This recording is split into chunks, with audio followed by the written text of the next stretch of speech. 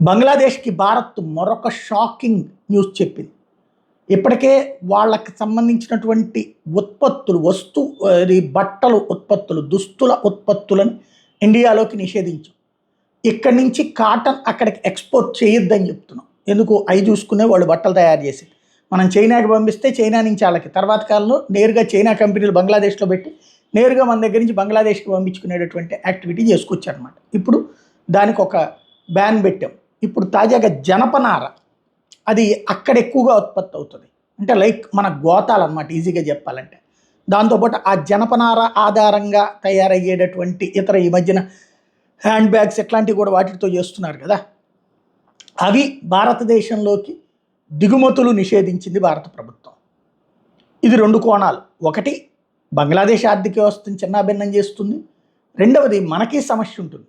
Alternative మన దగ్గర ఏమన్నా ఉందా అంటే ఉన్నాయి ఆల్రెడీ. ఇప్పుడు ఆ సమస్యను పరిష్కరించడానికి మన దేశంలో వివిధ ప్రాంతాలు జనపనార మిల్లులు అవన్నీ విపరీతంగా పెంచారు. Made in India, make in ఇండియాలో భాగంగా.